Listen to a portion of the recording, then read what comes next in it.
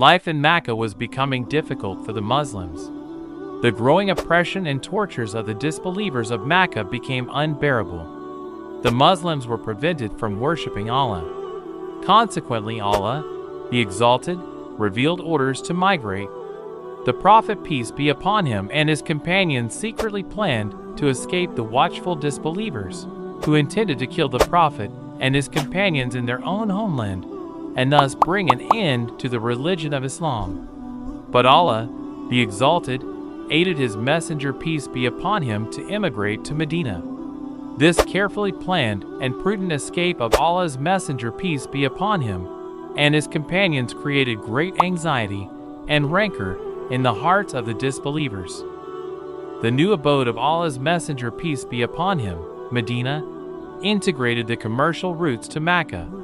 The trade caravans of the disbelievers passing near Medina now faced serious danger. The disbelievers had already experienced the love and devotion of Prophet's companions for Allah and his messenger, peace be upon him. They knew that the companions were always ready to sacrifice everything they had for the Prophet Muhammad, peace be upon him.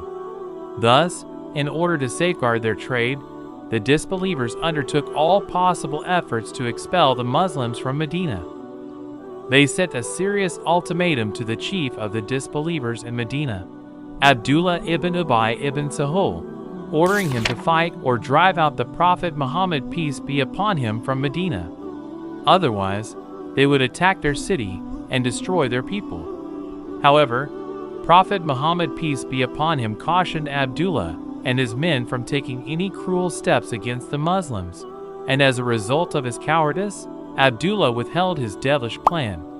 The disbelievers of Mecca also sent a note to the Ansar, threatening to put them to death if they helped the Prophet Muhammad, peace be upon him, or defended him. But the Ansar loved Allah's messenger, peace be upon him, more than their lives, and therefore paid no heed to the threats. For 10 years, while in Mecca, the Muslims were prohibited to openly fight the disbelievers because they were greater in number, and the Muslims were very few. Were the Muslims to fight the disbelievers in Mecca, the results would have been disastrous. But when the disbelievers went to extremes in their transgression, that they forced Allah's messenger, peace be upon him, and his companions to leave the most sacred place, resolved to kill the Prophet, and sent threats to the Muslims in Medina, Allah revealed verses of the Quran giving permission to the Muslims to fight the disbelievers. Now the Muslims had the support of the Ansar. They had a place where Islam prevailed and where they could retreat. It was an appropriate time for jihad. Permission to fight is given to those who are fighting them because they have been wronged, and surely Allah is able to give them victory. Following the orders of Allah, the Prophet Muhammad, peace be upon him, decided to first bring the commercial routes to Mecca under control, for which he signed a peace treaty with the Jews and other neighboring tribes. He also sent groups of his companions from time to ambush the caravans along their commercial routes. The intent was to caution the disbelievers that Muslims had become strong in any cruel act against the Muslims, whether those who were left in Mecca or those who resided in Medina, might cause danger to their trade and livelihood. The disbelievers realized the real danger of the Muslims, and as a result they were discouraged. Meanwhile, Allah, the All-Wise, equipped the Muslims in Medina for war against the enemies. Allah revealed the Quranic verses to encourage the Muslims to fight in the way of Allah and teaching them ways of fighting. And fight in the way of Allah those who fight you, but transgress not the limits. Truly, Allah likes not the transgressors. And kill them wherever you find them, and turn them out from where they have turned you out. In Ramadan, the Prophet Muhammad, peace be upon him, was informed that Abu Sufyan, who was still a disbeliever and later accepted Islam, was traveling for trade from Syria.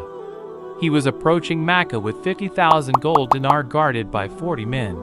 While escaping from Mecca, the Muslims were forced to leave behind all their wealth and possession. The Prophet Muhammad, peace be upon him, saw this caravan as an opportunity to get back some of their wealth. He called for his companions and marched towards the main road leading to Mecca and turned towards Badr. His intent was only to capture the wealth and not war. But Allah, the Exalted, in His great wisdom, willed for them to fight. On the other hand, Abu Sufyan knew that his route was not safe. He was further informed by his men about the Prophet's Muhammad peace be upon him movement. He immediately sent a man to Mecca asking for help. The man reached Mecca, cut off the nose and ears of the camel, turned its saddle upside down, tore off his shirt from front and back. This was their way of warning about enemies, and cried, "O Quraysh, your goods are with Abu Sufyan. The caravan is being stopped by Muhammad and his companions. I cannot say what would have happened to them. Help! Help!" The disbelievers, shocked with the news, rushed for Abu Sufyan's help. They took with them a huge army of 1,300 well-equipped soldiers, including 100 horsemen and a large number of camels, to fight the Muslims. Meanwhile, Abu Sufyan changed his route. He turned away from the main road that passed near Medina towards Red Sea, and thus was out of the reach of the Muslims. When he found himself completely out of danger, he again sent a messenger to the people of Mecca on their way, informing them of his escape and asking them to return back. The Meccan army desired to return back, but Abu Jahl insisted to march up till Badr and said,